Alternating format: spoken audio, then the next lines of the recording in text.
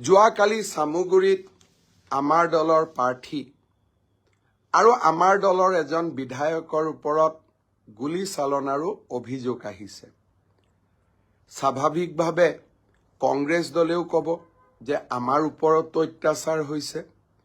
মই বিজেপি আৰু কংগ্ৰেছক একাষৰীয়াকৈ থৈ দিছো, কাৰণ মই জানো যে ৰাজনীতিত দুইটা দলেই দুইটাৰ ওপৰত অভিযোগ দিব আৰু এনে অভিযোগবোৰ কেতিয়াবা সত্যৰ ওপৰতো প্ৰতিষ্ঠিত হয়, কেতিয়াবা হয়তো সত্যৰ অপলাপ তাত জড়িত হৈ থাকে।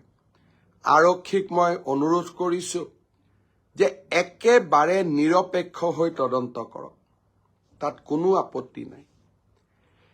কিন্তু যোৱাকালি এজন নিৰ্দলীয় প্ৰাৰ্থী তেওঁক নিৰ্মমভাৱে মৰা হ'ল আৰু এক প্ৰকাৰ তেওঁ মৃত্যু হ'ল বুলি পেলাই থৈ অহা হৈছিল আৰু তাৰ সমান্তৰালভাৱে এজন সাংবাদিককো নিৰ্মমভাৱে প্ৰহাৰ কৰা হ'ল।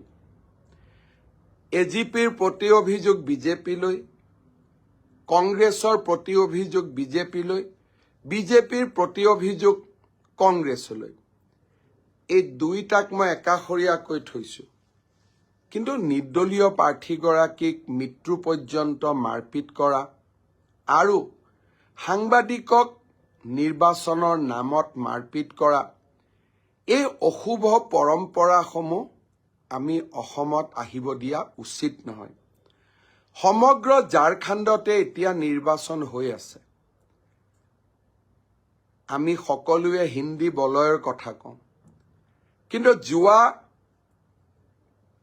নিৰ্বাচনৰ সময়ছোৱাত মই ঝাৰখণ্ডত এটাও মাৰপিটৰ ঘটনাৰ খবৰ পোৱা নাই। মানুহে লাহে লাহে নিৰ্বাচনত এটা উৎসৱ হিচাপে গ্ৰহণ কৰিছে, ফেষ্টিভেল অফ ডেমক্ৰেচি। তেনেহলে আমি সাংবাদিকসকলক কিয় মাৰিবলগীয়া হ'ল? নিৰ্দলীয় প্ৰাৰ্থীজনক মৃত্যুৰ ভাবুকি কিয় দিবলগীয়া হ'ল? মই অসম আৰক্ষীৰ সঞ্চালক প্ৰধানক নিৰ্দেশ দিছো যে সাংবাদিকক মাৰপিট কৰা ঘটনাৰ লগত জড়িত আৰু নিৰ্দলীয় প্ৰাৰ্থীজনক মৃত্যুৰ প্ৰায় মুখলৈ লৈ যোৱাত জড়িত হৈ থকা সকলৰ ওপৰত আমি কঠোৰ ব্যৱস্থা গ্ৰহণ কৰিব লাগিব।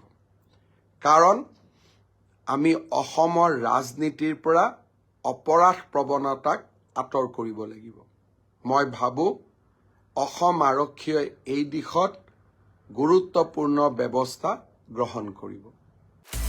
আপুনি বিচৰা বাতৰি পাব কেৱল নিউজ 18 এপত। নিউজ 18 এপ ডাউনলোড কৰিবলৈ স্কেন কৰক এই QR কোড। গুগল প্লে ষ্টৰতো পাব এই নিউজ 18 এপ।